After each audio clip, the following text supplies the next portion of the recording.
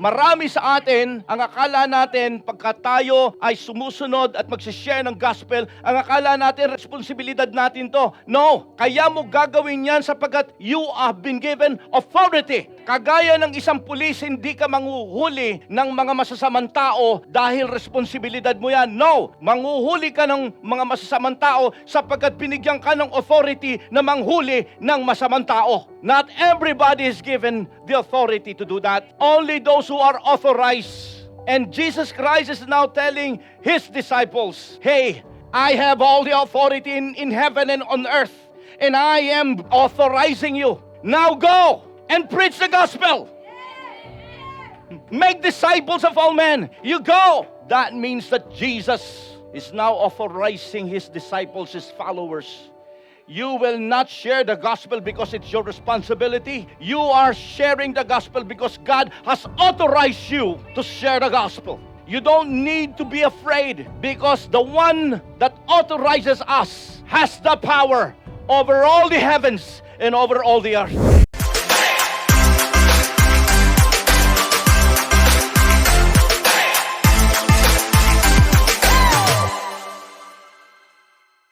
Good morning sa inyong lahat. Now, I'll be talking more about a special topic na alam ko hindi dapat kaligtaan ng maraming mananampalataya. Every Christian should live in His name. Every Christian. All of us are living in His name. At gusto ko lang pong maunawaan natin that there is power in His name. Just like a judge, kapag ka pinukpok niya ang kanyang gavel, at sinabing, not guilty. Ang buhay ng taong yon ay mababago magpakailan pa man habang siya nabubuhay dito sa lupang ito. Hindi naman magpakailan pa man habang siya nabubuhay. Mababago sapagkat ang desisyon ng judge, sinabi niya, not guilty. Hindi na siya makukulong. Kapag ang presidente ay nag-utos, ang buong bansa ay dapat sumunod. Kapag ang isang MMDA or traffic enforcer, gaano man ito kaliit, kapag itinaas niya ang kanyang kamay, lahat ng mga truck hihinto. Now, kung titingnan natin, bakit mayroong mga kapangyarihan yung mga sinabi ko, the judge, the president, and the traffic enforcer? Okay? Because there is a power behind their badge. Okay? It's not the person, but the power behind it. Because they bear the name of that nation. They are empowered. Same is true in the kingdom of God.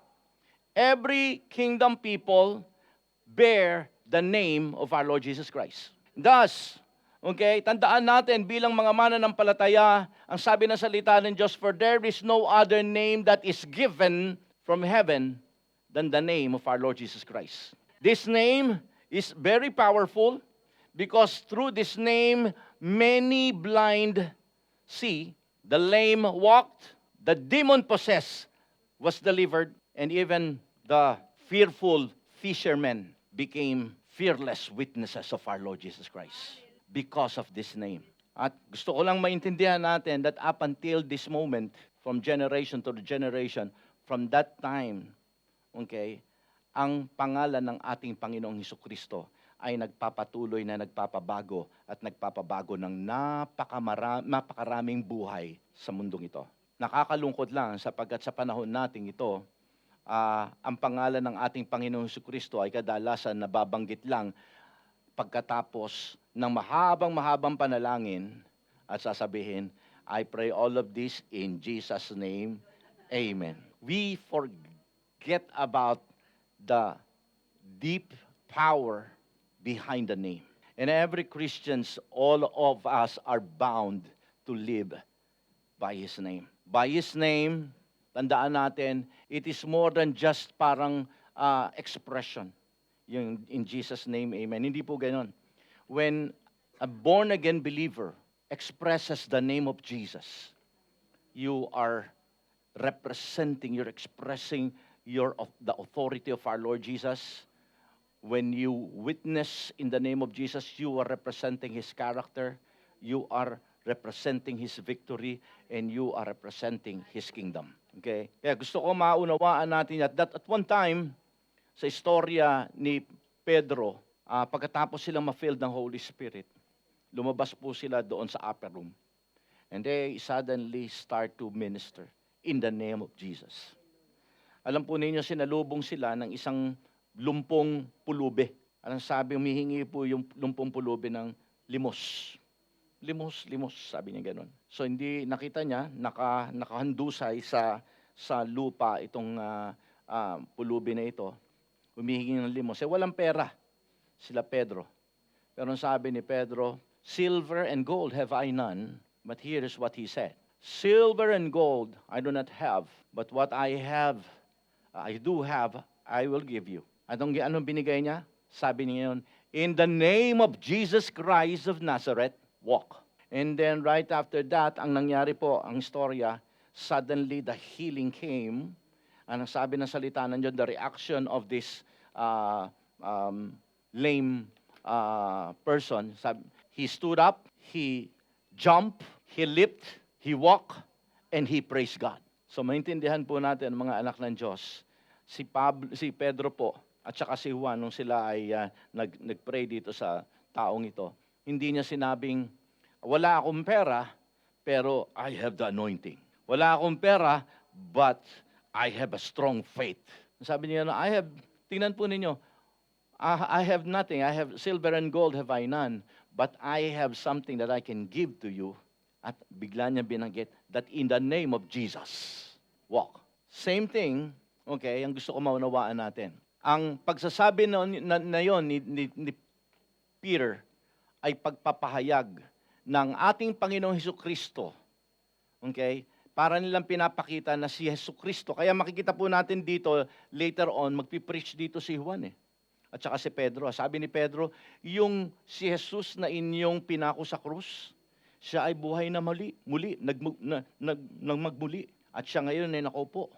Siya na inyong pinarusahan at pinatay doon sa krus. Siya ay buhay. Yung pagpapalaya at pagpapagaling dito sa lame na taong ito na pulubi, ay pagpapakitang si Jesus Christ ay hindi talaga nanatiling patay. Nanatili siyang ngayong buhay at yung mga sinasabi ni Pedro ay pwede nating lahat panghawakan sapagkat ang lalaking yon ay gumaling sa pangalan ng ating Panginoon Jesucristo. Kaya gusto ko maintindihan natin dito, mga kapatid ko, tayong mga kingdom people, we now represent, okay, the risen King, Jesus Christ. Each one of you, if you accepted Jesus Christ as your Lord and Savior, if you believed in Him, if you are a born-again believer in the name of Jesus, you represent our King.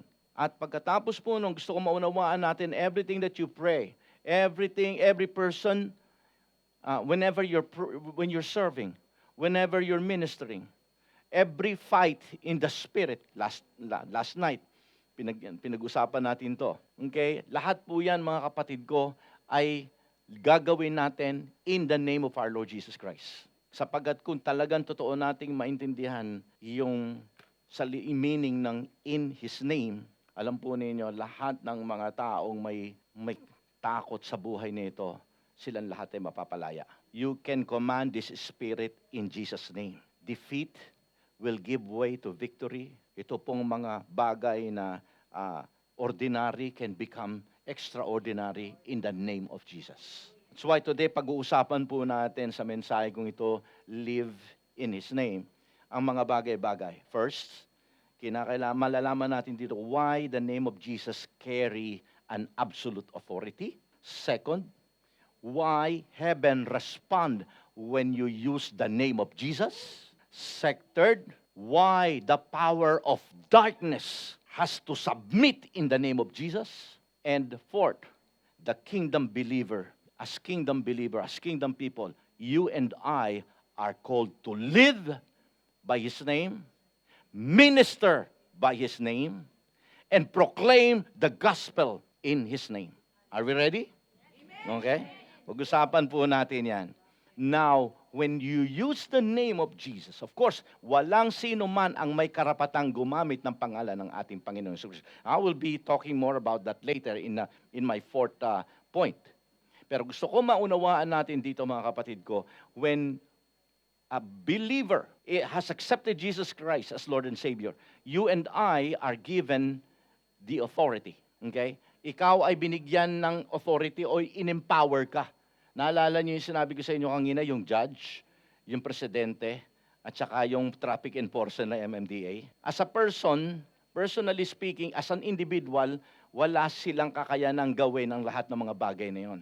Pero kaya nakakapagbigay ng hatol na palayain ang isang preso sa pamamagitan lang ng desisyon ng judge. Okay? At nagkakaroon ng kapayapaan sa buong bansa kapag nag-utos ang presidente. Humihinto ang lahat ng sasakyan, gahiganti man ito o maliit, sa isang kamay lang na tataas.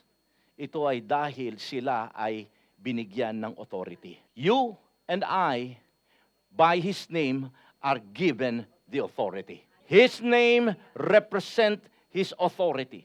That's the reason why when you use the name of Jesus, it's not about you. It's the name that empowers you. Okay? Kaya sabi ko po kagabi, yung pakinggan niyo yung mensahe ngayon, sapagkat may nagtanong sa akin kagabi, Pastor, hindi ba kayo natatakot kapag nagre-review kayo ng pagka may mga demonic spirits? Ang sagot ko, natatakot siyempre. Okay? Walang hindi pwedeng matakot. Okay? At lalo na kung maintindihan mo who you are facing with. Okay? Importante lang dito, mga anak ng Diyos, makilala mo kung sino yung kaaway mo. Sino yung kaharap mo. Gusto ko maunawaan natin kahit na isang magaling na boksingero, bago siya lumaban, inaaral niya ang estilo ng kanyang kalaban. Kinikilala niya kung sino yung kanyang kalaban. Sapagkat kapag hindi mo inaral ang iyong kalaban, malamang ang iyong katalunan. Pinaghahandaan ng lahat. Kaya meron tayong prayer walk seminar kasi gusto nating maunawaan na, hey, ang buhay, sabi ko nga kahapon, ay hindi buhay na parang lumago ka lang at nag-i-exist ka lang bilang isang anak ng Diyos dito sa ibabaw ng mundo. No. It's not like that. Life of a kingdom people is a battle. Hindi natin ito nakikita at hindi natin ito nararamdaman sa mundong ito, pero ito ay dumadagundong sa espiritu. Okay? Kaya minsan nagtataka tayo, bakit ganito ang nangyayari? Bakit apektado ako parati? Maybe, just maybe, you are being defeated in the spirit. Ang sabi ko nga kagabi, mararamdaman mo ang resulta ng spirito sa ibabaw ng mundong ito. Kaya may mga taong ang init-init sa Panginoon, bigla na lang nawala. Ang hindi natin alam, matagal na siyang defeated sa spirit, hinihintay na lamang ni Satan ang tamang pagkakataon para siya ay tumalikod sa Panginoon. You see, that's how dangerous the spiritual warfare is all about. Magiging isang Kristiyano. Okay, tandaan natin, John 10:10 says, He comes to kill, to steal, and to destroy. Hanggang ngayon, yan ang punto ni Satanas sa atin. Nais niyang ma-disappoint ang ating Panginoong Hesukristo. Nais niyang saktan, nais niyang baliwalain ang ginawa ng Panginoong Hesukristo doon sa krus ng Kalbaryo. But God has given us His authority. He has given us His name. And we have to make use of it powerfully. You bear the name of our Lord Jesus Christ. Okay? Ang sabi ng salita ng Diyos, before He ascended back to heaven, ang sabi niya, Matthew chapter 28, okay, in verse 18 to 20, then Jesus came to them and said, all authority in heaven and on earth has been given to me. Therefore, go and make disciples of all men. Makikita po natin dito, notice, before He gave them the mission to go out and preach the gospel, notice here that God, Jesus Christ, reminded them about the authority. Before He commanded them to go, He said, I have all the authority. And this authority has given to me. Bakit? Because He is now building the confidence na kayo ay isasend ko, pero tandaan ninyo, kung kayo ay susunod sa aking kalooban, if you will obey my command, I have the power to strengthen you. I have the power to protect you. I have the power to give you victory in this life. I have, tingnan po ninyo, all authority in heaven and on earth has been given to me. It's already back because Jesus Christ has already accomplished His mission. Okay? I am reinstated to where I am. I have now the full authority. I have won the battle. Satan is already defeated. You will just continue my ministry, but you are no longer fight for victory because you are now fighting from the victory that I have given. Now, malinaw po mga kapatid ko that the Great Commission does not begin from a responsibility. Great Commission, the command to preach the gospel starts from the authority that Jesus Christ has given you. Marami sa atin, ang akala natin, pagka tayo ay sumusunod at magsishare ng gospel, ang akala natin, responsibilidad natin to. No! Kaya mo gagawin yan sapagkat you have been given authority. Kagaya ng isang pulis, hindi ka manghuhuli ng mga masasamang tao dahil responsibilidad mo yan. No! Manghuhuli ka ng mga masasamang tao sapagkat binigyan ka ng authority na manghuli ng masamang tao. Not everybody is given the authority to do that. Only those who are authorized. And Jesus Christ is now telling His disciples, hey, I have all the authority in heaven and on earth. And I am authorizing you. Now go and preach the gospel. Make disciples of all men. You go. That means that Jesus is now authorizing His disciples, His followers. You will not share the gospel because it's your responsibility.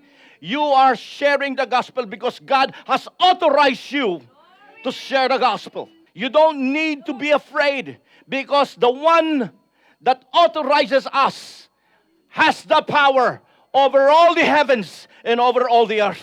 Even Satan, mamaya sa number 3 yan, makikita po natin. That's the reason why Satan and his cohorts, the devil, the demons, will bow down to that command. That when you use the name of Jesus, they will flee. It's not because of you. It's not because of your eloquence. It's not because you are a pastor, you are a leader. It's not your position. It's because of the authority behind your words. And they have to obey because they have been defeated before. You see, if Jesus Christ, kung hindi niya na-defeat si Satan doon sa cross, walang saysay yung sasabihin mong in Jesus' name, get out. But because Jesus Christ has already won the battle. When you command and live in the name of Jesus Christ, every knee shall bow. Every knee shall bow. They have and they are bound to obey that name because there's extreme authority. Hallelujah. Kaya po, maintindihan natin mga kapatid ko, okay, kaya nga sinabi ko sa inyo, kahit yung lalaki, kahit gaano kaliit siyang MMDA niya, pagka tinaas niya yung kamay na yan, hihinto lahat. Hindi pa pwedeng hindi. Tama? Because he represents the authority that the government has given him. Okay? Hindi nila pwedeng i-ignore yung kamay na yan ng maliit na MMDA. Hindi pa pwede. Okay? Because if they resist and ignore that hand stop, they know that they will face a consequence. Same. Satan and his powers, Satan and his demons, okay, the kingdom of darkness, hindi siya intimidated doon sa laki at galing mo, kaya sinabi ko sa inyo, or kahit na matagal ka na sa ministry, they are not intimidated of that. The reason why they will obey your commands because they recognize the name that you're using. They can see Jesus in your life. And when we stand under His authority, they will obey because that demon spirit understand that you represent the King. Now, ganun, naalala niyo si David? When he was facing Goliath, okay? Si Goliath, buong pagyayabang, because malinaw, si Goliath po, he trusted in his size. He trusted in his armor. He trusted in his weapons. He trusted in his experience. Isa siyang talagang dakilang mandirigma. But, of course, nung hinarap siya ni David, okay, pinagyayabang niya lahat ng meron siya. Nung hinarap siya ni David, isang bagay lang ang sinabi ni David. And look at what David said in Acts chapter 3:12. Why do you stare at us? 1 Samuel 17:20. You come against me with sword and spear and javelin, but I come against you in the name of the Lord Almighty. Nakita po niya, sabi niya, ikaw humarap ka sa akin with all this size and power and armor and weapons. Sabi niya ganon, I come to you for one thing. I come to you in the name. Ano yung ibig sabihin dito ni David? He is coming with authority, okay, given to him by Yahweh. Because David he knew that the victory is not determined, it is not decided by human strength. True victory is determined by whose authority stands behind you. Sila Goliath, nakatingin sila sa kanilang kakayanan. But naintindihan ni David na ang tagumpay ay hindi sa kanyang lakas, kung hindi sa authority nasa likod niya. That is true victory, my friends. If you understand that, as far as the people and Goliath is concerned, he's just a small shepherd boy. But look, when this shepherd boy stands, okay, in God's authority, he became greater than the giant, greater than the whole army of the Philistines, because he is standing under the authority of God. That's why, ito ibig sabihin niya, nung hinarap niya, nagyayabang si Goliath sa kanya. But this is just a simple word. But if you will not, kumbaga, scrutinize the very wordings na ginamit dito ni David, we think na simple lang yung sinabi niya. Pero no, because David is coming to Goliath, against Goliath, okay, in the name of the Almighty God. That's the reason why ang mga anak ng Diyos, kapag kayo ay magpapagamit, kapag kayo ay magmi-minister, you make it sure na ginandun kayo sapagkat ikaw ay inauthorize ng Panginoon na nandun ka. Mayroong paggamit ng Panginoon sa buhay mo. Huwag mong maliitin ang iyong sarili, huwag kang matakot, sapagkat kung ikaw ay nakasiguradong anak ka ng Diyos, kaya ka nilagay ng Panginoon doon sa sitwasyong yon, sapagkat nais niyang ikaw ay mag-minister sa lugar na yon, sa taong kinakailangang ipag-pray. Hindi ka dapat mag-alinlangan kung sino ka man. Ganito lang ako, hindi ko kaya, I'm not educated enough, I'm afraid, I think hindi ko alam masyado ang Biblia. Huwag kang matakot. Kung alam mong ikaw ay anak ng Diyos, God has authorized you in His name. You can use His name, be bold, be strong, for the Lord thy God is with you. Make it sure na naniniwala ka na ang Panginoon ay hindi ka iiwan at pababayaan. Naniniwala ka na ang Panginoon sa kanyang mga pangako, siya ay kikilos at siya ay gagawa. Kung sinabi niyang you are living in my name, you can minister in my name, never ever doubt about it. Huwag mong tingnan ang iyong sarili. Si Moses, at first, he felt inadequate. Gideon, before he became a deliverer as well, he felt inadequate. Peter, he felt inadequate. Pero gusto kong maunawaan po natin, hindi ka tinawag ng Panginoon because you are capable. Ang kailangan lang ng Panginoon sa iyo. Are you available? Are you obedient? If you are available and obedient, that's enough. Sabi ng Panginoon, I will empower you. You can live in my name. You are authorized. Sabi mo sa katabi mo, you're authorized. Alam po ninyo, God doesn't care. God doesn't care if you only knew little. God doesn't care kung hindi ka pa maalam masyado sa salita ng Diyos. He doesn't care about who you are and what you are. All He cares about is, are you available and are you willing to obey? Because the most important thing is that God will authorize you, and that means everything. That's the game changer of your life. When God uses you, He will make it sure na sasamahan ka niya. Why? Because you will be standing in His name. Kasi pagka napahiya ka, ang napahiya hindi ikaw, yung pangalan niya. You bear the name of Jesus. That's why, wag nating kalilimutan, okay, to live in His name. Live in His name, okay? At tayo lang ang binigyan ng authority to live in His name. To use that powerful name. Wag nating kalilimutan, wag nating ilalagay yung pangalan ni Jesus Christ lang parate doon sa huli ng iyong prayer. And we pray all of this in Jesus' name. Amen? Okay. Now, behind the name is not just the authority. When you use the name of Jesus, God releases His power. He releases His power. Now, Balikan natin yung istorya ni Peter. Sabi po sa chapter 3, ito yung binasa natin kanina, 6 to 8, sabi ko nga po sa inyo, nakaharap niya rito itong lalaking lumpo na pulubi. When Peter said, "Silver and gold I do not have, but what I do have I give you, in the name of Jesus of Nazareth, walk." And then in verse 8, taking him by the right hand, he helped him up, and instantly the man's feet. Siyempre, hinawakan muna niya because of course yung lalaki, since siya ay pinanganak, hindi niya nararanasan pang lumakad, so wala siyang confidence na siya ay makakatayo at makakalakad. So ang ginawa niya, inalalayan siya nila Pedro at ni Juan. And all of a sudden, nagulat siya sapagkat nagkaroon yung numb, yung manhid na paa niya. Suddenly, nagkaroon ng tsikalan, nagkaroon ng lakas. Unti-unti na nagulat siya sapagkat siya ay nakatayo for the first time of his life. And then naramdaman niya yung mga muscles. And then makikita po niyo sa verse 9 yan, basahin niyo na lang, sabi niya, he started to walk and leap and jump and praise God.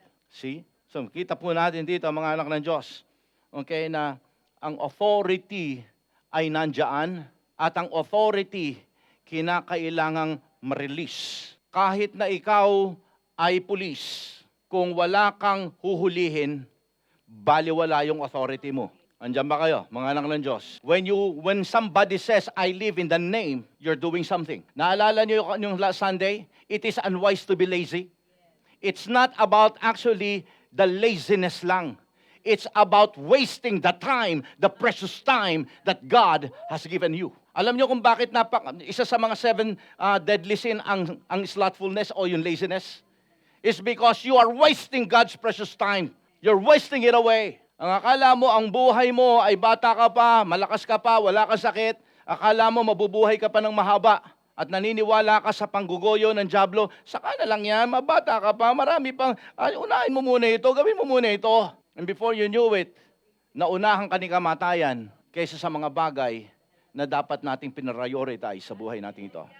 Ito ang danger ng lazy, ng slothful. You're wasting your precious time. Yung iba hindi naman lazy, but they're just wasting those precious time with many pleasurable things. Hindi masamang mag-enjoy ka sa buhay, okay? Hindi ko sinasabing huwag ka mag-enjoy. Gusto ko lahat ng mga Tagalog GM family ay nag-enjoy sa buhay. Mamasyal ka, kumain ka ng masarap, gawin mo ng bagay na pwede mong gawin na makakapagbigay sa iyo ng inspirasyon. But never ever put those things above your calling. Ginagamit nyo lang yan para makapag-unwind ka. Dahil alam niyo naman sa ministry, lalo na kapag ikaw ay leader na, okay, dito sa atin, marami tayong leaders, kinakailangan mo namang kumain ng masarap dahil pagka na pinamper mo yung sarili mo, genki ka na naman. Di ba? Genki ka na naman. Nasasabi mo, Lord, ang bait mo talaga. Binigyan mo na naman ako binlow out mo na naman ako, Panginoon. Ganyan talaga. Okay? Kaya hindi ko sinasabing huwag ka mag-enjoy. Mag-enjoy ka. Okay? Gusto ko lang maintindihan natin dito, mga anak ng Diyos. Okay? You are authorized, but you need to release the power. Kaya wag yung pagka may magpapapray sa'yo, iiwasan mo. Hindi ako marunong, hintayin na lang natin si pastor. Natatakot tayo, di ba? Paano na pagka hindi siya gumaling? Sister Rhea nga, may patotoo yan. Sabi ko nga sa kanya. Okay, last other day, ay nagpa-pray siya sa akin nung nag-house blessing kami doon sa bahay ni Sister Marie Lusabi. And then, pwede ko ba sabihin dito, kapatid? Kasi meron siyang tawag dito sa kanyang breast cancer. So mag-pray kami, sabi ko sa kayang gumawa ng himala ng Panginoon dahil naghimala si Lord sa akin. Alam po ninyo, simula nung talagang marami na akong pinag-pray na gumaling na sa mga cancer, kasama dyan si Latina, si brother, marami dito. Si Arlie nandyan, no? Marami rito. Pero alam po ninyo, nag-iba pa yung level ng faith ko, lalo na nung sa akin nangyari yung cancer. Ang sabihin sa akin ng doktor na meron akong stage 3 cancer. Okay? Iba pala. That's why, nung sinabi ko kay Sister Rhea, kapatid, kayang pagaling ng Panginoon. Ang cancer, parang simpleng sakit lang yan as far as God is concerned. At medyo talagang maririnig, totoo niya, yung ibang mga nandun, talagang simpay talaga siya. Okay? Simpay talaga siya. But 2 days ago, nagkausap kami, talagang maligaya siya sapagkat ang magandang sabi ng doktor sa kanya, hindi ka na kinakailangan pa i-biopsy. Okay yung naging resulta mo at wala kang cancer.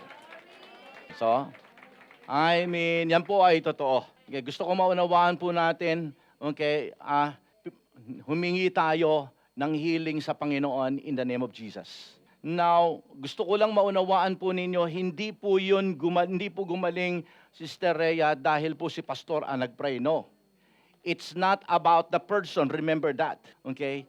It's the power behind the person. That's the reason why take heart sapagkat gagalaw at kikilos ang Panginoon sa buhay mo. Because each and every believer, each and every kingdom people listening in this room right now is authorized.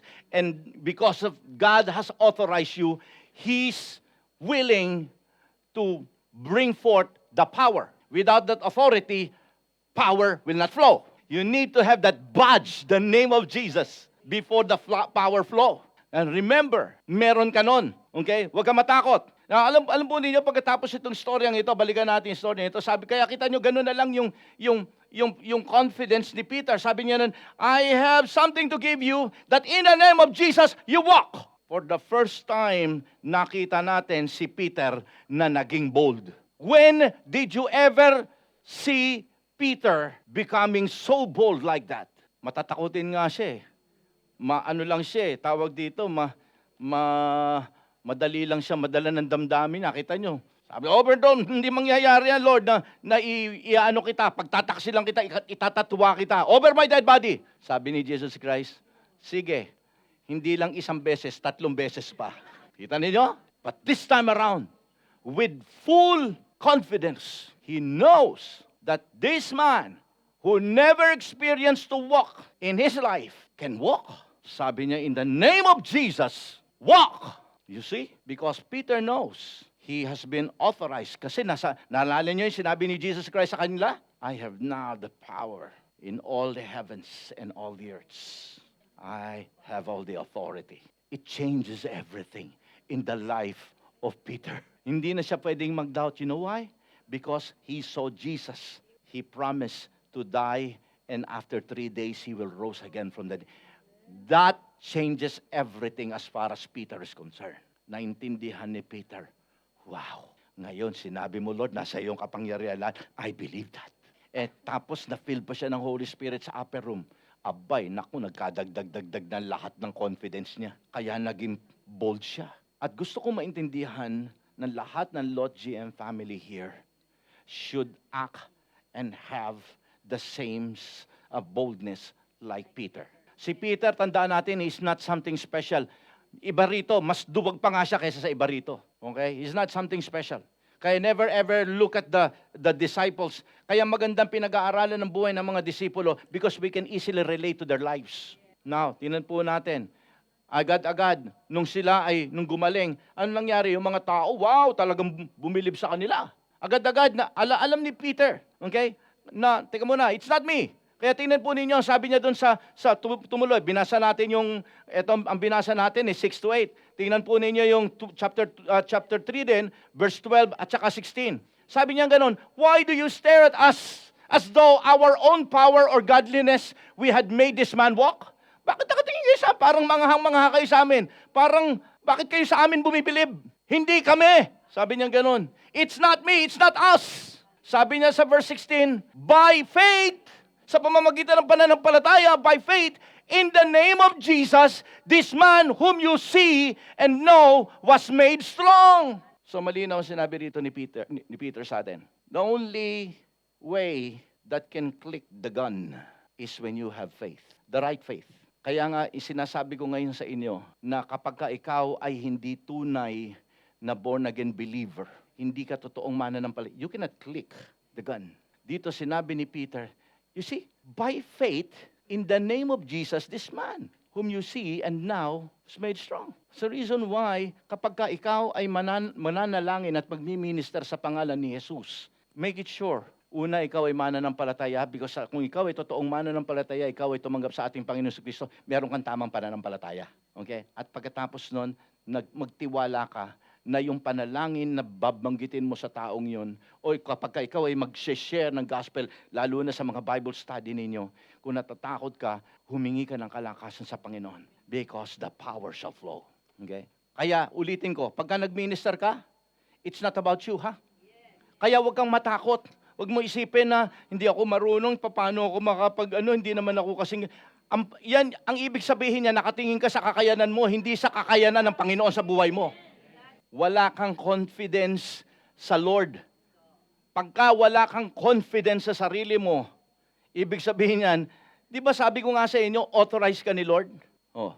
Nagdududa ka sa nag-empower sa'yo, sa nag-authorize sa'yo. Now, do it for the glory of God. Amen?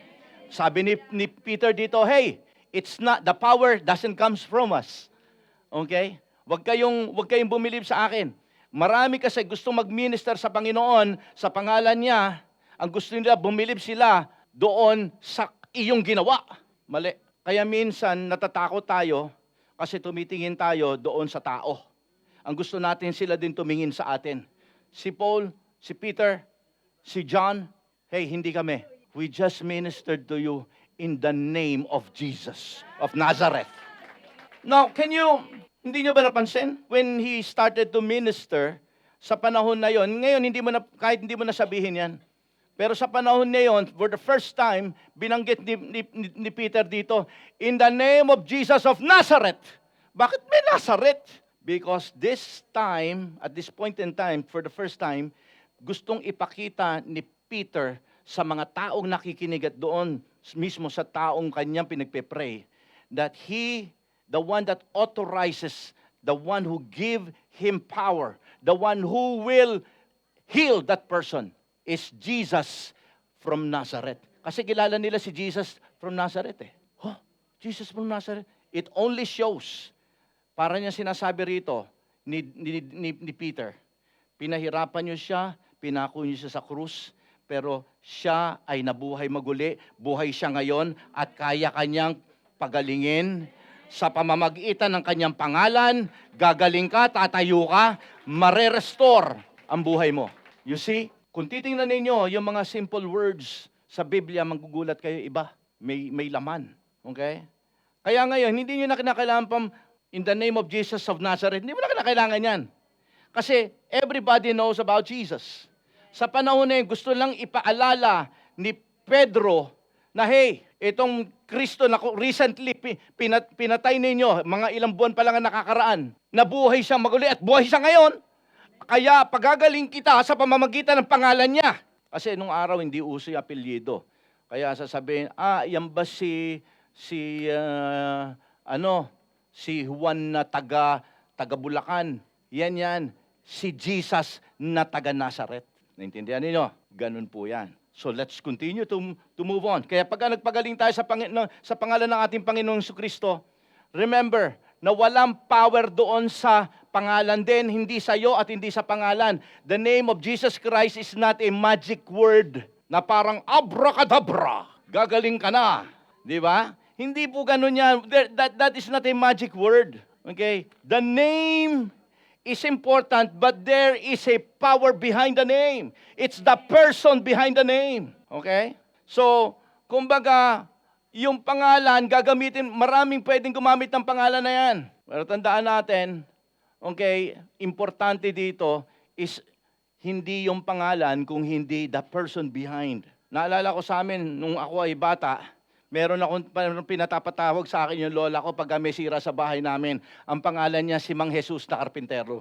Okay? Si Mang Jesus na Karpintero. Kaya ito si Mang Jesus, okay? Pagka may sira sa bahay, siya ang aming tagapagligtas. Okay? Pero yung kanyang pangalan hindi pwedeng magligtas sa kaluluwa ko. Yung kanyang pangalan ay hindi pwedeng magpagaling ng may sakit. Bakit? Walang authority, walang power. Jesus, the one who died on the cross, the Son of God, has the power to authorize me and to pray for healing and deliverance. You see, it's not the name. Because many people bears the name of Jesus. Okay? Si Judas. Okay? It's synonymous to the name of Jesus. Because the name Jesus during the time of our Lord Jesus Christ is a very famous name. See?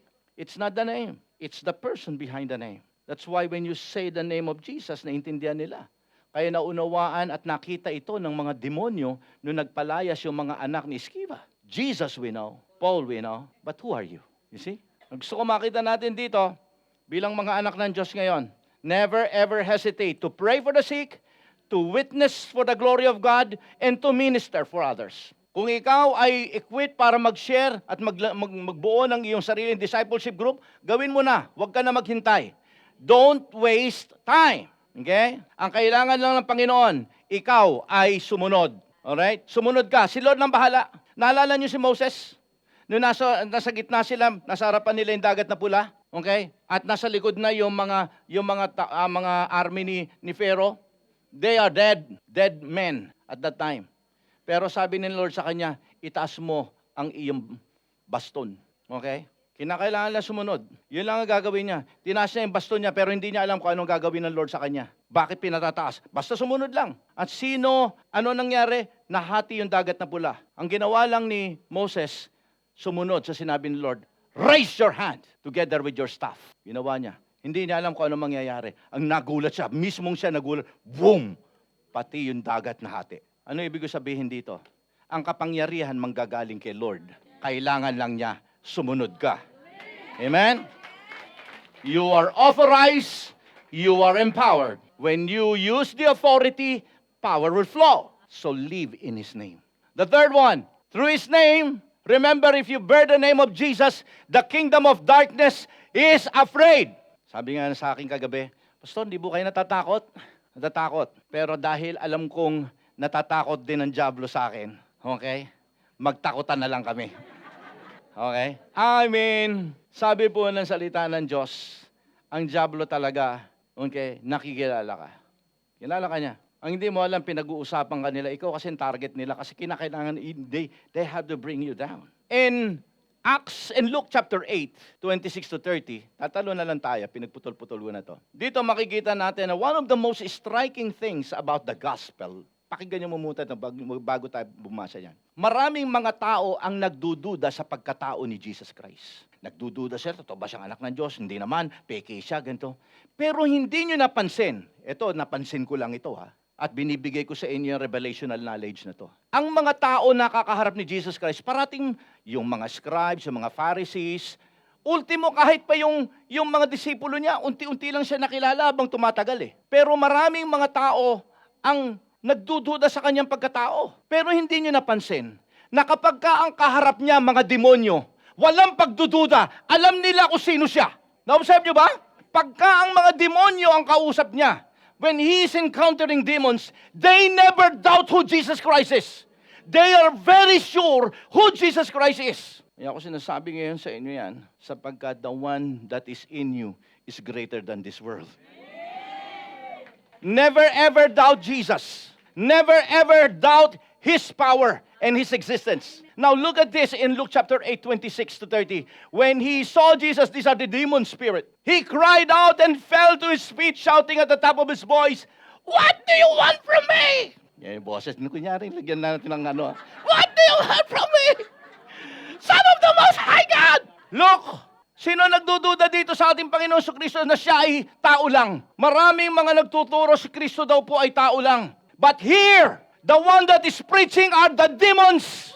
Marami hanggang ngayon mga religion, sabi nila si Jesus Christ ay tao lang. Kinakailangan nyo bang marinig pa ang katotohanan sa demonyo? Remember, demons, kagabi pinag-uusapan natin to, Demons are spiritual being. They were former angels. And they know who Jesus Christ is. Kahit sila ay mga demonyo na, they can still remember who Jesus Christ is. They still remember that He is the one sitting at the throne. They still remember how Jesus commanded them in heaven when they were angels. That's why, when Jesus Christ commanded this demonic spirit, they have to obey. And now, here in our verse, the demons are preaching Jesus, Son of the Most High God. Look at their words. I beg you to don't torture me. I beg you. And now, in this generation, ipinasa ng Panginoon dahil wala na siya, He authorized His children. Sabihin mo sa iyong katabi, you are authorized and empowered. See, demons knows that Jesus is the sovereign God. Demons knows that when Jesus speak, they are bound to obey because His words are torturing them. That's the reason why when you command them in the name of Jesus, they will go. Because it's a torture. It's a torture they cannot withstand. It's not you whom they cannot withstand. It's the authority that is within you that they cannot stand. Kaya gusto ko maunawaan natin. Anong dapat natin gawin? Okay? Patuloy mong palaguin ang pagkilala mo sa Panginoon. Si Paul, ang sabi niya, gusto ko makilala niyo kung sino si Jesus. Colossians chapter 1, 16 and 17 says, in Him, in Jesus, all things were created. In Jesus, He is before all things. And in Jesus, all things hold together. You see? He is the one who authorizes you. That's why, bilang mga anak ng Diyos, you have to live in His name. Because any Christians who live in His name will be known by the demons. Okay? At they cannot withstand Jesus living within you. It's not you, remember. In Acts chapter 5, basahin niyo yung buong chapter, you can just see when they were so filled by the Holy Spirit, sabi ng salita ng Diyos, umabot sila sa punto na hindi na kinakailangan mag-minister in the name of Jesus. Kahit madaanan lang ng kanilang anino, nagsisigaling at naglalayasan ng demonyo. Why? It's not because of them. It's because of the authority na nakikita. It's a torture, I'm telling you. It's a torture when they see the authority behind you. So bakit ka matatakot? Natatakot ka, of course. Pero dapat mo maunawa, natatakot din sila sa'yo. Palakpakan po natin si Lord dyan. Salamat, Panginoon.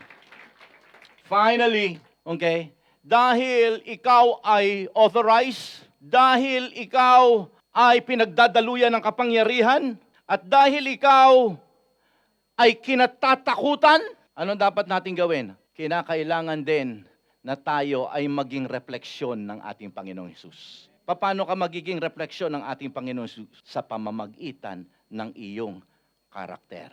Can you repeat after me? Character. Now, naalala niyo yung kwento ko sa inyo doon sa mga anak ni Sceva? Balikan natin yung Acts chapter 19, 14 to 16. The 7 sons of Sceva, a Jewish chief priest, anak siya ng Jewish high priest, were doing this. One day, the evil spirit answered them. Kasi naghanap itong mga anak ni Sceva, ito na lang yung natin, naghanap yung mga anak ni Sceva, gayahin natin, magpalayas din tayo ng demonyo. Okay? Palayas, total, anak tayo ng chief priest. Ha? Sabi niya gano'n, kaya din natin yun.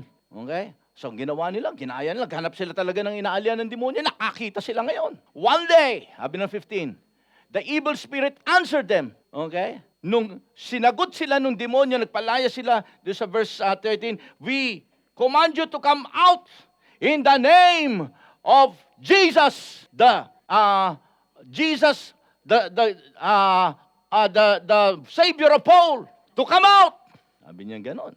Tingnan natin, sumagot ngayon itong sabi nila, Jesus I know, and Paul I know, but who are you? See, dito naging patay talaga. Ang nakita natin na naging resulta, then the man who had the evil spirit, yung pinalalayas nila na alihan ng demonyo, jump on them. Ewan ko, 3 yata itong anak ni Sceva na to. Dinamba ngayon sila. Takbuhan yung 3. Oh. Ayon. Okay. Akala nila, dahil 3 sila, akala nila medyo makakahugutan sila ng lakas, no? Siguro, yung 2, nanginginig na. Okay? Hindi, 3 tayo, 1 lang yan. Okay, alam natin yan. Mga bata to mga binatilyo, mga thrill seekers. Ang sabi ng salita ng Diyos, and overpowered them, 1 lang to, kaya yung them, marami sila. Kaya them He gave them such a beating ginulpi silang tatlo. Okay? And they ran out of the house naked and bleeding. They were also possessed by these evil spirits. Now, kaya nga sabi ko kahapon, you don't play. Do not be overconfident na sasabihin mo in Jesus' name lang yan. No, no, no, no, no. Okay? Ayan sinasabi ko, talagang my people perish because of lack of knowledge. Kaya meron tayong seminar. My aim kung bakit ko binuo yung prayer walk. Gusto ko maging matalino at mas lalong maging effective ang mga taga-Lot GM family. Remember, tayo lang meron nito. Okay? God just gave me the grace para makapag-aral uli ako. At sabi ko, wow, kailangan to ng mga anak ko sa Lot GM. Okay? But of course, hindi ito pang Lot GM lang.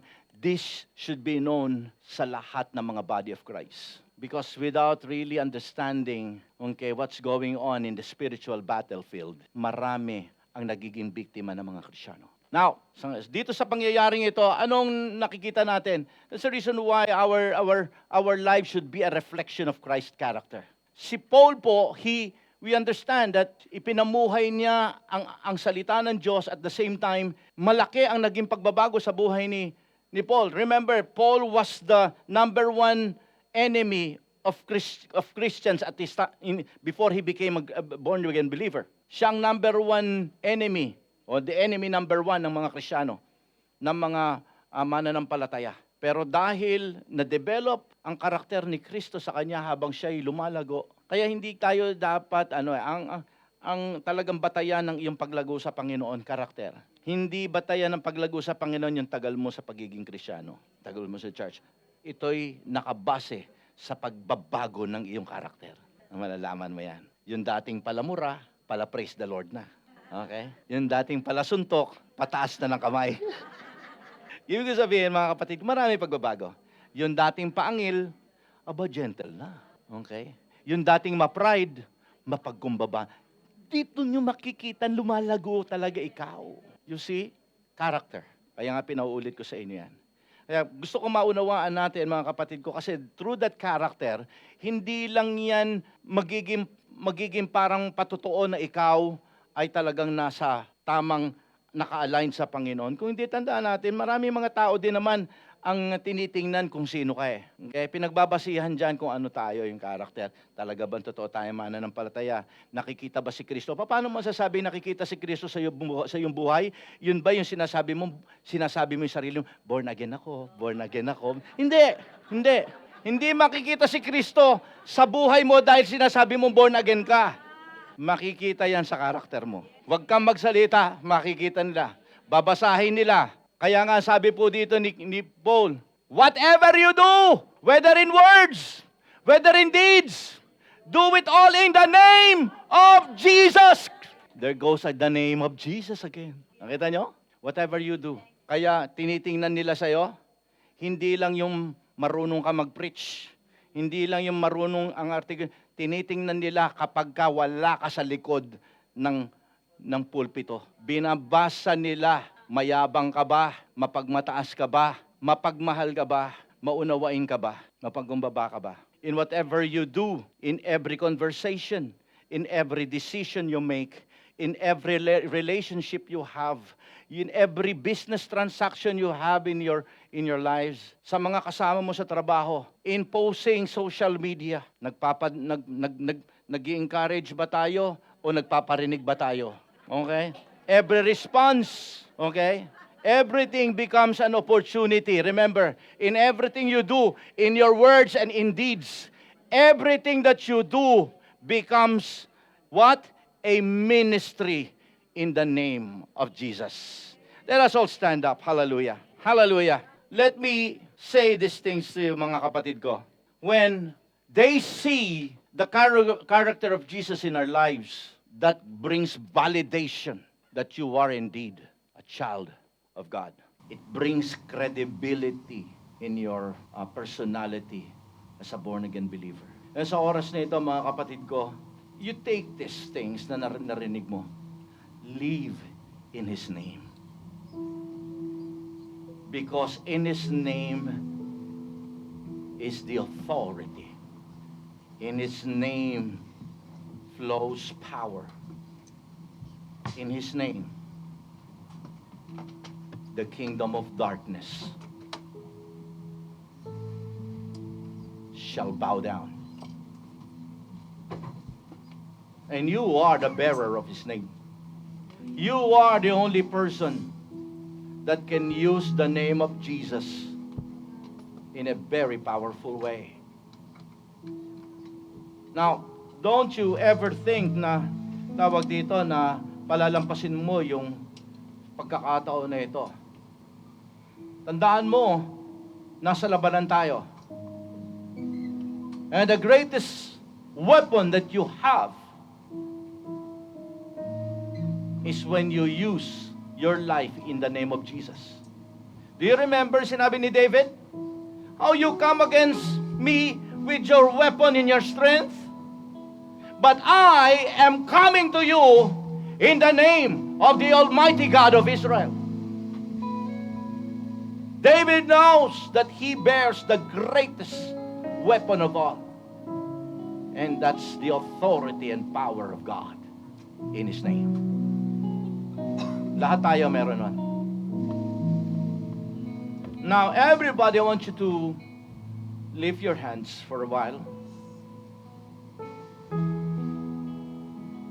You see, one thing is to be authorized, but another thing is to become a channel of power. What are you waiting for? Do not be lazy. Pagka sinabi ng Biblia na lazy, hindi lang yung taong walang ginagawa. Hindi lang yung taong ayaw kumilos. Hindi yon.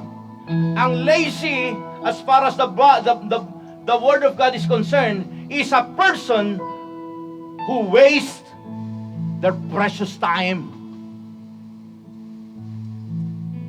Don't waste that time, my friends. No one ever knows hanggang kailan na lang ang buhay natin dito. Nobody.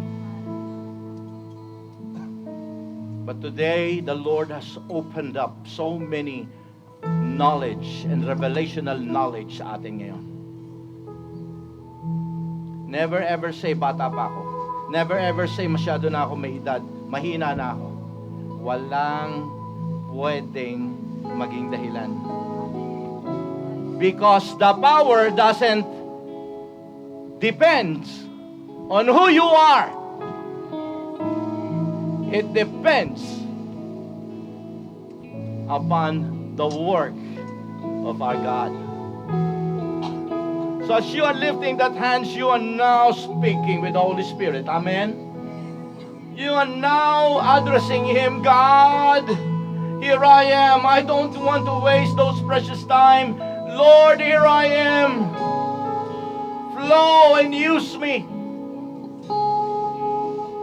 Lord, ayokong masayang ang kapangyarihang dapat sana'y dumadaloy sa buhay ko. You gave me the badge. You have given me the authority. But what am I doing on that authority? Lord, give us boldness. Bring back the fire of serving you. Oh Lord, allow us, Lord, to express our love and gratitude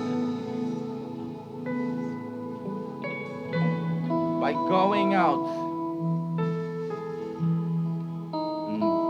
proclaiming your gospel, by going out, healing the sick in your name, by going out, witnessing to the lost in your name, by going out, helping my brothers and sisters in your name. Oh, oh Lord Jesus, I bless and give you the highest praises and honor. Purihin ka, Panginoon. Lord, as we are lifting our hands, Lord, address those people. Lord, remind them that those hands, through those hands, power shall flow. Power shall flow. You will channel your power as they minister through their lips, when they witness to others, when they share the word of God. Power shall flow. Ora shakalarande. Ora shakalara sarabahaya. Ora shalalarahaya. Jesus, flow like a river. Ora shalarahaya. Ora kalarabahadi. Lord, Holy Spirit, you minister, my God. Hallelujah. You assure each and every person lifting their hands. Anak, naririto ako. Pinalalakas kita. Gagamitin kita. Just be available and obey.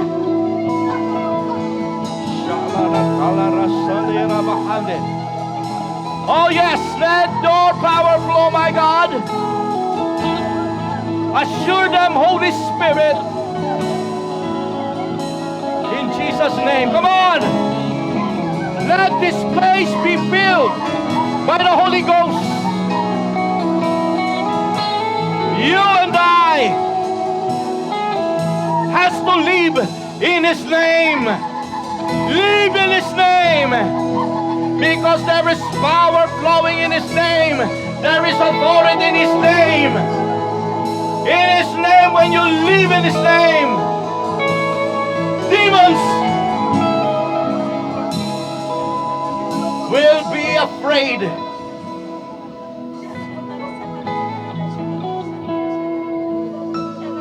Your hands, your lips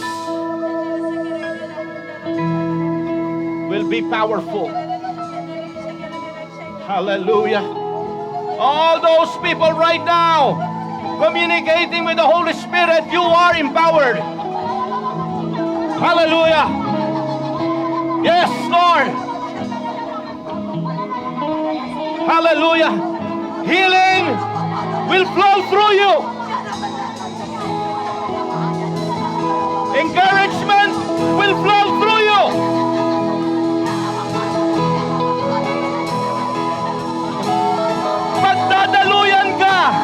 Pagdadaluyan ka ngayon.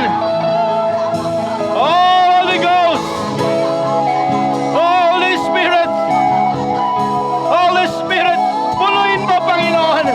Punuin mo, Panginoon. Hallelujah. These people,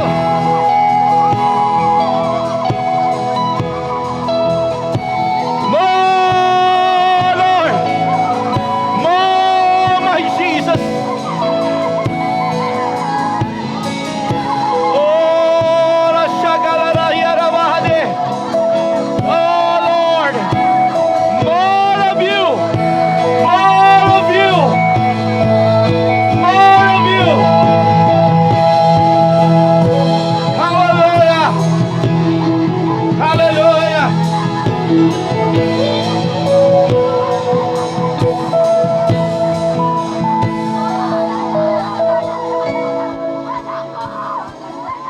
This is the start of the walk of victory. The Lord is taking out your fear. He's taking out your doubts. He's taking out your worries. You will be stepping up. You will be stepping up. Hallelujah.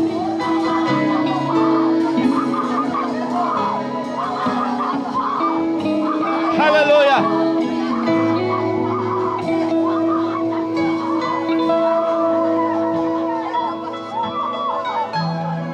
There are some people here, may mga kapatid tayo rito, that the Holy Spirit is now breaking down the walls of fear. Breaking down the fear, the wall of doubts. Also, the Lord is breaking down the spirit of pride. He's breaking it down. God is recreating something in you right now.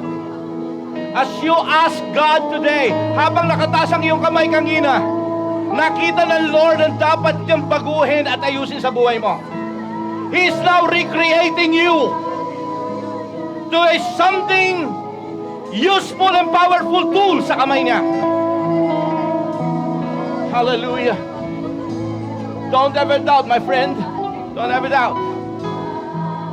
It's not about you, it's about Him. Come on, everybody. Yung mga nakakaranas ngayon ng presensya ng Panginoon ng Banal na Espiritu, all those who are being filled by the Holy Spirit, come on, thank Him. Bless His name. Bless His name. Remember, simula ngayon, His power shall flow from your life. Don't ever doubt.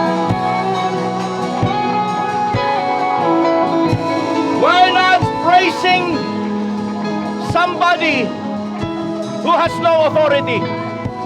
We are not worshiping somebody who has no power. He is the one who said, all authority and powers in heaven and on earth is now upon me. And He is the same God ministering upon your life. Ora shakalarasande. Even to our Japanese people today. Yung mga kapatid natin, mga Japanese ngayon, come on, gusto ko maunawaan po ninyo, God has a word for you. The word of God for our Japanese people. I'm looking at you. I'm looking at your heart. Don't ever think that you are a minority in this church. No! I will start my work upon you. Do not look down on yourselves.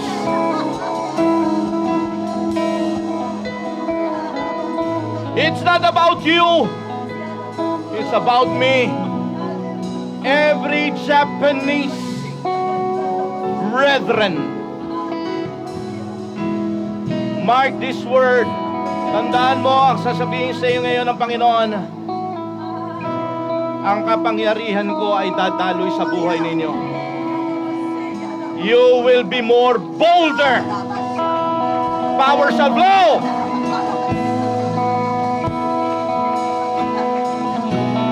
Panginoon, marami pong salamat. Tinataas namin ang iyong kabutihan sa araw nito sa aming kalagitnaan. Yes, Lord. Thank you. We are bound to live in your name. Thank you. We love you. We bless you.